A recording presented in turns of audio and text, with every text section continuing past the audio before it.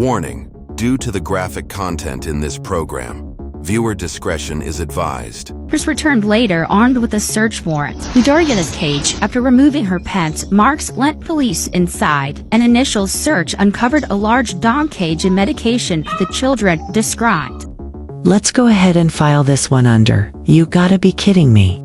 Because what went down in Ware Acres, Oklahoma, sounds less like a family crisis and more like the origin story of a villain from a Lifetime movie, if Lifetime had the nerve. Authorities have arrested 53-year-old Davena Marx, who allegedly turned her home into a prescription-powered prison for her 2 young grandchildren. Yup, you heard that right. This woman is accused of drugging her grandkids with Seroquel, an antipsychotic medication that ain't for kids, just so she could lock them inside a giant dog cage and go about her day like this was normal behavior. Now, I know what you're thinking. Surely there's some mistake. A misunderstanding. Maybe the kids were exaggerating, right? But baby, the receipts are plenty and they're ugly. Let's rewind to March 2024. That's when police and DHS rolled up to Marx's home after someone tipped them off about possible abuse. The granddaughter, just 8 years old, managed to sneak a text that read, "She is mean to us. She is very abusive." That message led to a welfare check, and what the children revealed was chilling. Marx returned later armed with a search warrant. Davina's cage. After removing her pets, Marx let police inside. An initial search uncovered a large dog cage and medication the children described. One of the children was found to have been given Seroquel by their grandmother.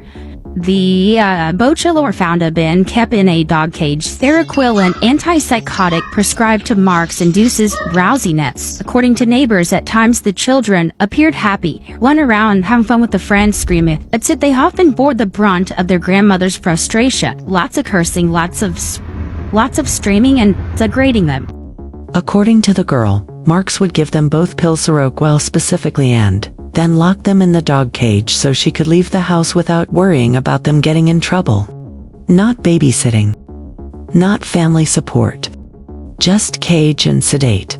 Her grandson confirmed the same thing, even telling police that yes, he'd taken the medication, and no, it wasn't prescribed to him. A drug test later proved that was true. But it doesn't stop there. These kids weren't just sedated. They were being physically punished, too. According to the reports, the little girl had bruises, black eyes, and markings that lined up with being whipped by a belt. She also described being forced to do jumping jacks until her legs gave out. This wasn't discipline. This was psychological warfare. And the neighbors? Oh, they saw things. One neighbor told police they overheard Marx screaming at the kids like she was a drill sergeant. Another saw the children literally inside the dog cage. One neighbor claimed the kids were so desperate, they were digging through trash bins looking for food. Let me be clear. These were elementary school kids. We are not talking about some vague rumors, or he said, she said nonsense. These were cries for help playing out in real time.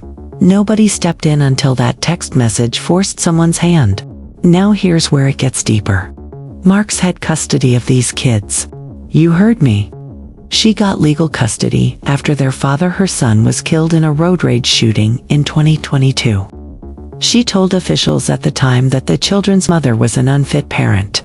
So she steps in like some kind of savior, wins custody, and turns around to allegedly run a 2-child detention center in her living room. Authorities eventually served a search warrant on the home and found everything they feared and then some. A massive metal dog cage. Multiple prescription medications, including Seroquel and Xanax. Marijuana. Drug paraphernalia. And most damning of all, children with drugs in their system that no doctor had ever cleared them to take. As of June 2025, Marx is officially facing charges of child abuse and child neglect. Some outlets say it's just 1 count of each, but others report there may be up to 4 separate abuse charges. Either way, she's going to court. And investigators are still digging to find out how long this went on, and if there's more to uncover about what was happening inside that home. Oh, and get this. Even after all that, She allegedly tried to buy a new house and regain custody.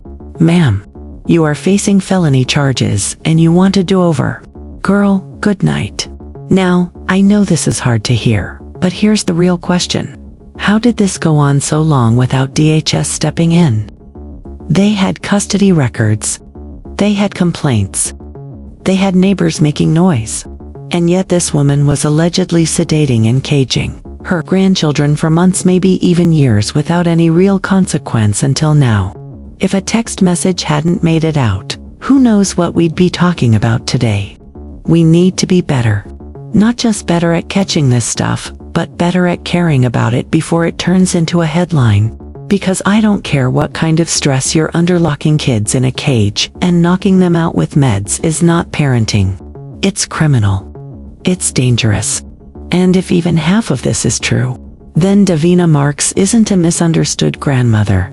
She's a walking case study in why every child protection system in this country needs a serious audit.